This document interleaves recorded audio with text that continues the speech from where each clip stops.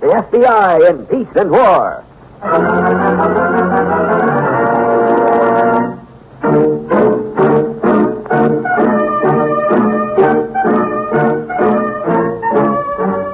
Another great story based on Frederick L. Collins' copyrighted book, The FBI in Peace and War.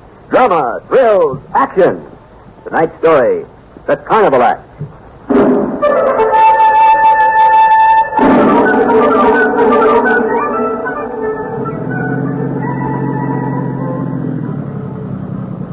What I want to know is, why didn't Luke come to us right off? Why'd he wait for us to go to him? Well, you know how it is, Sheriff. Touchy business. Go ahead. Yeah. We gonna hire them for the FBI, Sheriff? I don't know. Depends on what instructions they wire us. Hey, you there. Hold on a minute. Uh-huh. I want to talk to you. Oh, yes, Sheriff. You're the owner of this here carny, ain't you? That I am, sir. Burton L. Ponsford, owner and creator of Ponsford Spectacular Wonder Show at your service. What can I do for you? Free passes for tonight's performance, perhaps? No, we already seen your show. Where can we find that wine girl? Wine girl? You mean Miss Lily Champagne? She's the one dazing the stuff I do. Where can we find her? Yeah, no, Sheriff, you just said you've already seen the show, so you know firsthand that Miss Lily's famous waterfall ballet is nothing more than an artistic performance of pristine innocence. A veritable elfin demonstration that no one could possibly... We're not here about that, Mr. Ponsford. Beg pardon? There's nothing offensive about that there ballet. Fact is, just the other way around. Hey, Jed? Sir, down here's got so much water flow to it, neither of us could make out the girl, much less the dance. Oh, well, then... We want to talk to Miss Lily about another artistic performance of hers. The one called Blackmail. Blackmail? Yeah. She and that Barker fella danced off with almost $900 belonging to one of Darryville's leading citizens. Oh, so that's why those two pulled out in such a hurry. Pulled out? Right after the Saturday matinee. Told me they had to visit a sick uncle in Sacramento. Mighty long, Sheriff. They'd have stayed with one outfit, the FBI would have had him by now. FBI? Yes, sir. Jed, show him that circular we got. Right here. Yeah. Wanted by this bureau for fraud and extortion, Lillian Schlossman, alias Lily Champagne, known to be traveling now in the Southwest States with her partner, Rex Barker. These two work a carnival act with an interesting side angle involving a local...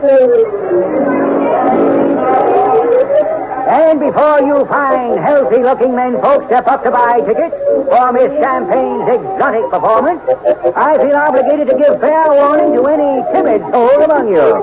The Waterfall Ballet is not for those who blush too easy. After the performance, I don't want you saying, Mister, I want my money back. You've shocked my modesty. I didn't know it was that kind of a show. All right, tickets now on sale, so hurry, hurry, hurry. The tent has a limited capacity. Make sure you aren't one of the unlucky ones left out. I'm sorry, Sonny, no one under 16 is allowed to see the show.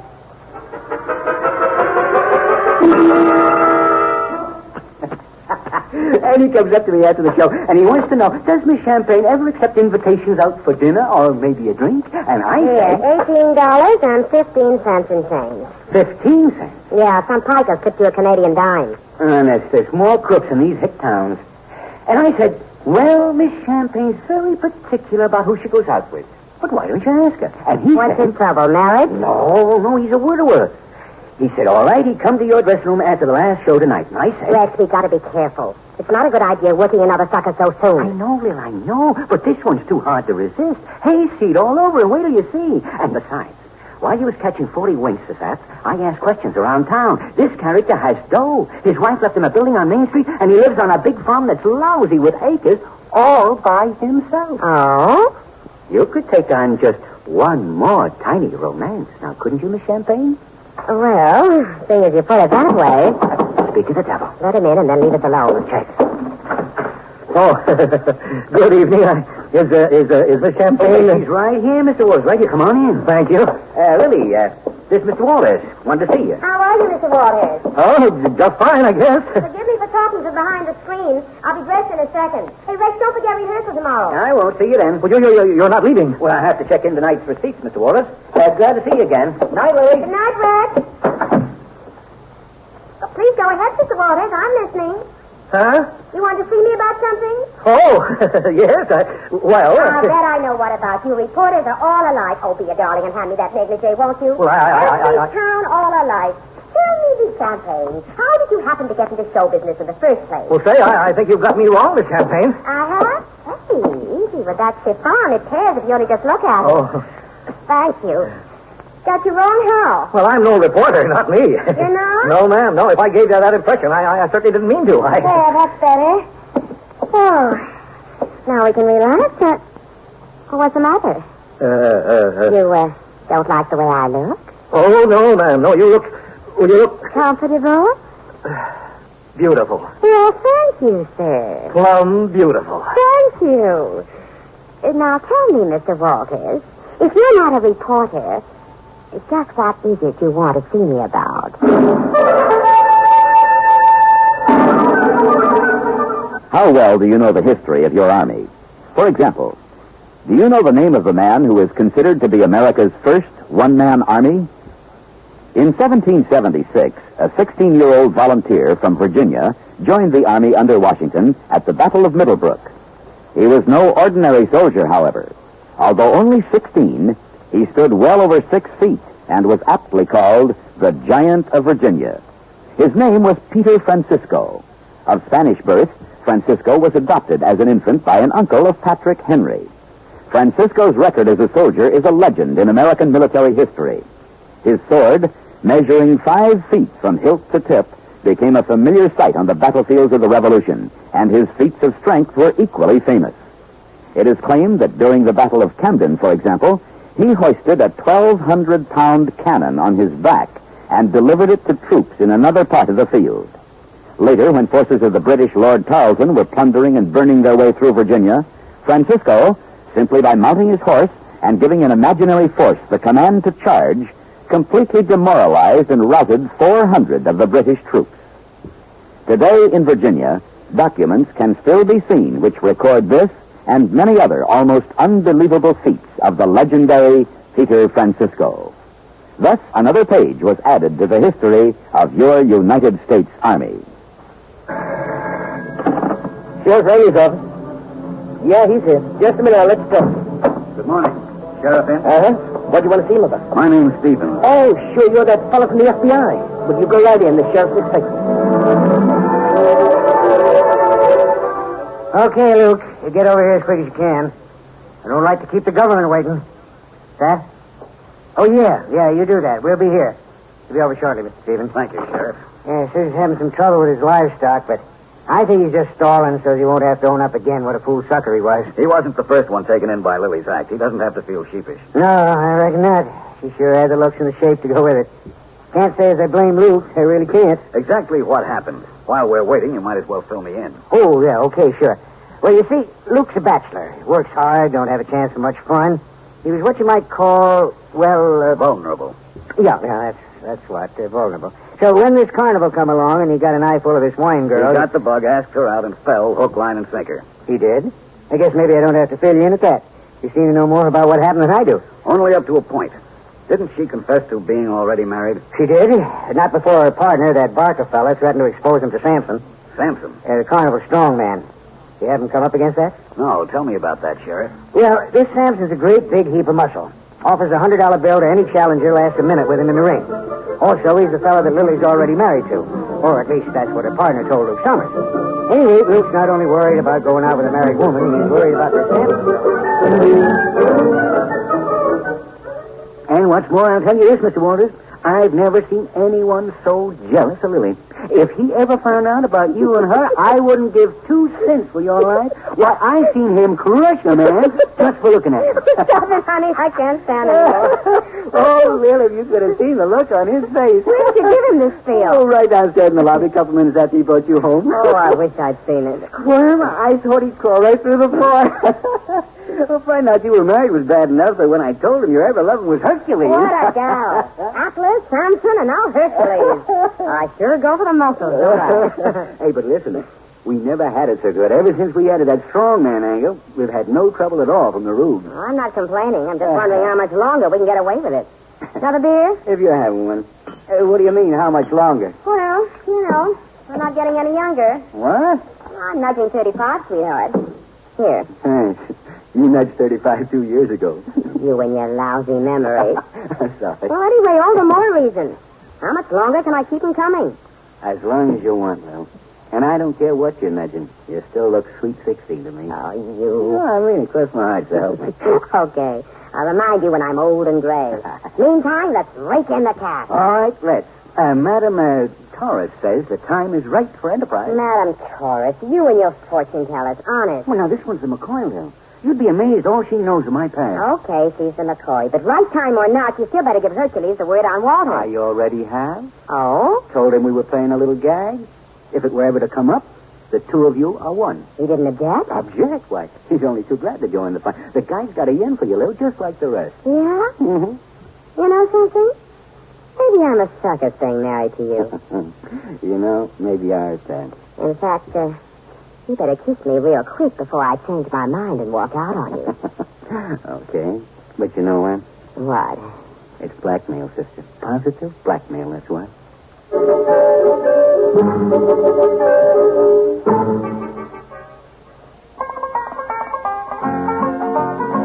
This land is your land. This land is my land. This land was made for you and me. Paris in the spring. The cardinal whistling joyously as he builds his nest in the bush. Or Cairo in the fall, when the temperature has dropped below scorching. Faraway places with strange-sounding names? Nope. I'm speaking of Illinois, the land of Lincoln. Oddly enough, though, Illinois is sometimes referred to as Egypt because the fertility of the soil in and around Cairo, or Cairo, giving it the Illinois pronunciation, resembles that of its Egyptian namesake. But there the similarity ends. Riding the Rock Island line is considerably more comfortable than riding a camel. And the IGA stores, the Lonely Grain elevators, the oak groves, the signs saying Edna's Cafe and Clabber Girl and Chew Mail Pouch are familiar to us in a way the pyramids could never be. Oh, not that Illinois is lacking in the exotic. Chicago is testimony to that. But Illinois, home not only of Lincoln, but of Grant and Clarence Darrow and Carl Sandburg and Ziegfeld and Montgomery Ward and Allen, the original Pinkerton man, is home to us all. So reflective is it of our great nation. Celebrated in word and song, Illinois is indeed a sovereign state.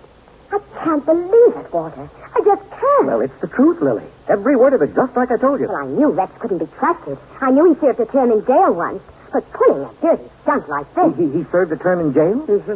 5 years. Oh, have you got a handkerchief? No. Don't cry, Lily, please. We'll straighten this out You somehow. don't understand. Hercules is just crazy jealous. That's one of the reasons I left him. You've never seen anyone with a temper like that. Well, he wouldn't hurt you, would he? Me? I'm not worried about me. I'm thinking of you. You mean that he... Oh, Walt, if he finds out I've fallen for another man. But I didn't know that. I mean, well, you never told me. But I know. It's all my fault. Well, I didn't mean that. I just But meant that it is my fault. I liked you so. I didn't want to lose you. Walt, I don't think I could stand seeing you all bashed in like that. Bashed in? The way poor Philip was. I visited him in the hospital. Oh, Walt, how could I have done this to you? Oh. Well, Was I wrong, Walt? Was it selfish on me to try and steal a moment's happiness, however brief? Well, Don't lie to me. Of course, it was terribly selfish. Walt, there's only one thing to do. It sure looks that way. Face Hercules before Rex does. Huh? You're going to Hercules yourself and tell him all about it. I'm what? It may take him off guard if he hears it from you. All right, he may rough you up a bit, but at least you respect your courage. Lily, I'm going to do no such thing. Well, it's better than letting Rex. He is not going to either. But you said the skunk... I said he was going to Hercules unless he got $1,500 not to. I told him I'd think it over. Well? Well, I have thought it over. And he gets the $1,500. It's better to face facts, Lily, than Hercules. I'd sooner Rex gets it than me.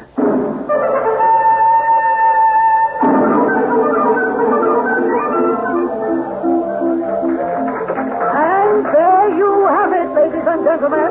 3 swell off the man who plays with fire and never gets burned. Now, before I turn your attention to the next attraction, let me remind those of you who have not yet purchased tickets that the Wonder Show starts in the main tent in just 10 minutes. All right, now, if you'll just follow me over to the next platform, you'll be entertained by Mr. Minikin, the world's tiniest human. Hey, right on. Hey, yes. Pardon me one moment, folks.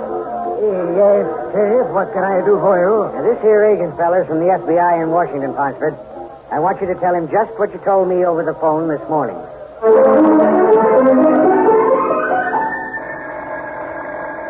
Rex? Okay, Lily, I got it. Hello. Hello, Mr. Barker. This is... Hello, Mr. Waters. I was expecting a call. What time shall I come over to pick up that money? Just before showtime, okay?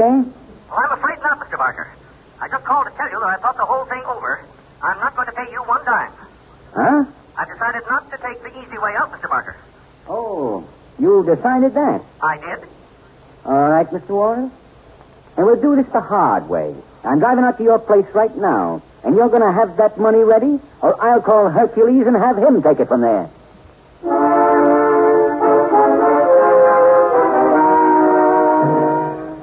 So you're going to do this the hard way, hmm? Oh, not me, Mr. Waters. I'm not going to do a thing. I see. You intend to call Hercules and have him handle it, eh? Uh-huh. That's just what I intend. As soon as his wife gets here. His wife? Yes. In case you alone don't impress him, I figure an eyeful of Lily might help. Well, you wouldn't. Oh, wouldn't I? But you can't call Hercules. No? That's up to you, Mr. Waters. Either you pay me $1,500, or that's just what I do. It is. $1,500, or you'll call Hercules.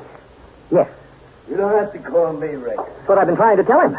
Why call when you can tell me direct? Hercules, what are you doing here? You want to know. Better than anyone, you want to know. Oh, you found out from Louie. He found out from me. Found out plenty, too. Rex, you picked the wrong sucker. Huh? It's me, Hercules. This is a gag, remember? Don't worry, he remembers. Not only do I remember, I'm going to add a new twist. Huh? New twist. I'm going to knock you up like a pretzel unless you cooperate with this gent. What gent? This gent. I think he means me, Rex. Huh?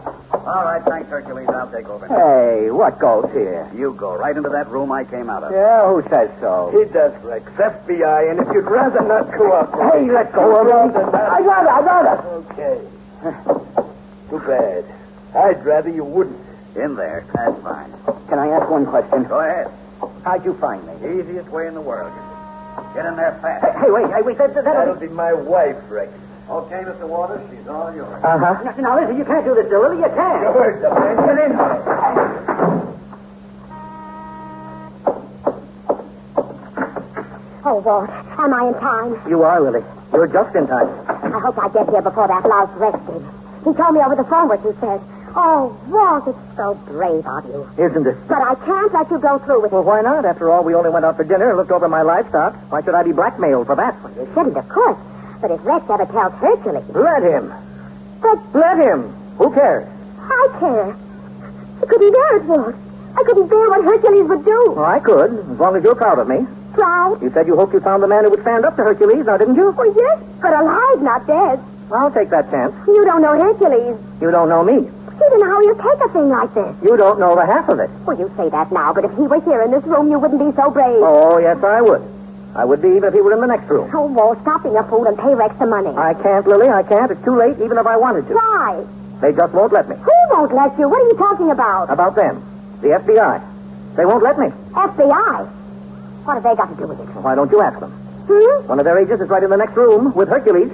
What? Walt, I don't like playing games. This is no game, baby, believe me. Rex? No game at all. Hercules!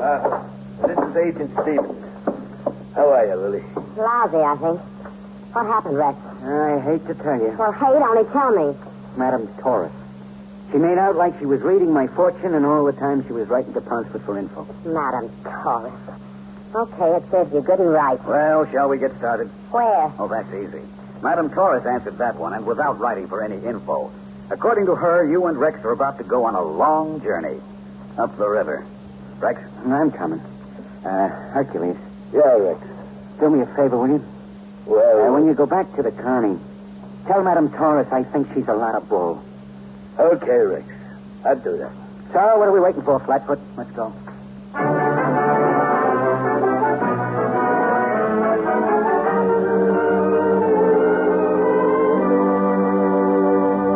The short and speedy trial convicted Lily and Rex Barker on numerous counts involving fraud, larceny, and extortion. Each was sentenced to 6 years in prison.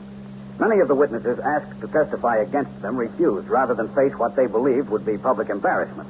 But ample evidence was supplied by Mr. H.L. Walters to convince the jury and secure the convictions. For 6 years at least, there'll be no further demonstrations of the Carnival Act.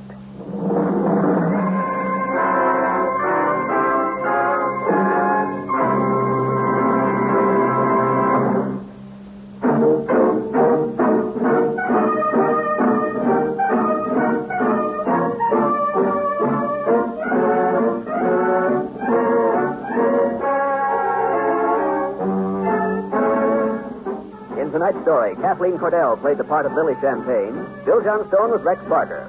This radio dramatization for the FBI in Peace and War was written by Jack Anson Fink. These programs are produced and directed by Betty Mandeville. All names and characters used on the program are fictitious. Any similarity to persons living or dead is purely coincidental.